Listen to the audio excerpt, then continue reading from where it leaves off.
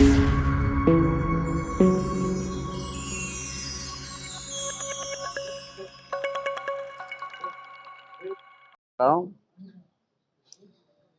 నిన్న ఒక Paytm batch మాట్లాడుతుంది, అందరూ ఎస్సీల మీద దాడులు జరుగుతాడని.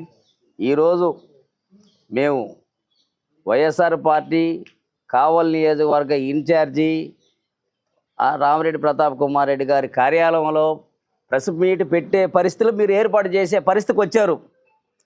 కేవలం లేస్తే దళితుల మీద దాడులు అన్నారు. దళితులు ఊరయ్యా, అందరం దళితులమే, కావాలని దాడులు చేసుకునేది ఏమీ లేదు. వాళ్ళకున్న సమస్యలను బట్టి, వాళ్ళకేదో మేకల వైరవుని బట్టి, వాళ్ళు చేసుకునే విధానాన్ని బట్టి జరిగిన వాళ్ళిద్దరూ సొంత మా బంధువులే, బయట వాళ్ళు కూడా కాదు. అలాంటి పరిస్థితుల్లో మీరు ఏదేదో సృష్టించి ఏదో అల్లాకొల్లారం చేయాలని, ఏమీ అపశుభం తెలియని రామిరెడ్డి ప్రతాప్ కుమార్ రెడ్డి గారి మీద నెపంతో ఆయన హత్యా రాజకీయాలు చేసే వ్యక్తి.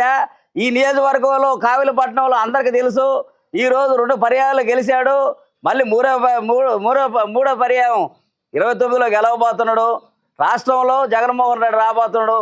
మీరు చేసిన దానికంటే ఎక్కువ ఘోరాలు ఏమైనా ఉన్నాయా, నేరాలు ఏమైనా ఉన్నాయా?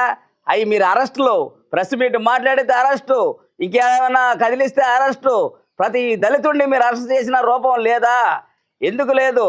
మిమ్మల్ని ప్రశ్నించినందుకే మమ్మల్ని అరెస్ట్ చేస్తుంటే మేము మాట్లాడే హక్కు మాకు లేదా? మా హక్కును కాలు రాస్తారా? లేనిపోని మీ ఆత్మని పరిశీలించుకోండి. రామిరెడ్డి ప్రతాప్ కుమార్ రెడ్డిని మేము అన్నాం, రేతిని నిద్రపోయేటప్పుడు మీ గుండెల మీద చేయి పెట్టుకొని, అతను ఎంత సౌమ్యుడో మీకు తెలుసు. అతను హత్యా రాజకీయాలు చేసే వ్యక్తి కాదు, దగ్గరికి తీసుకొని కాపాడుకునే వ్యక్తి. మధు అనే వ్యక్తి రాజకీయాన్ని చేసి హత్య చేసిరా నేను కాపాడుతానన్నాడా? ఆయన కాపాడుకోలేకపోతే ఆయన మీదనే ఎస్సీ ఎస్టీ అట్రాసిటీ కేసు పెట్టిన ఘనత మీ పార్టీది. మీరా మాట్లాడేది? మీరు అతనికి ఏదైనా సహాయం చేయాలా? మీ తెలుగుదేశం పార్టీ ఈ ఏం పేరు వాసుకి చేయాలని కూడా చెయ్యండి. అంతేగాని మీరు ఈ మధ్యకాలంలోనే పైడి హరీష్ చేసిన బాధలు, పడిన బాధలు ఎంతెంత ఉన్నాయో ఆలోచించుకోండి. ఇన్ని మాటలు మీరు మమ్మల్ని ప్రశ్నించేదానికంటే మీ ప్రశ్న ఆత్మక్షోభ సేవించుకోకుండా చేసుకోండి అయ్యా బాబు. మీరు ఎందుకు మా కాడకు వచ్చి మా నాయకుడు మీరు ఇబ్బంది పెట్టాలని చూసినా మీరే ఇబ్బంది పడతారు, ఇబ్బంది పడే పరిస్థితి కూడా తెచ్చుకుంటున్నారు. అలాంటి పరిస్థితులు రానియకుండా మీరు కాపాడుకొని మీరు చెయ్యాల్సిన పనులు చేస్తా ముందుకు నడవండి.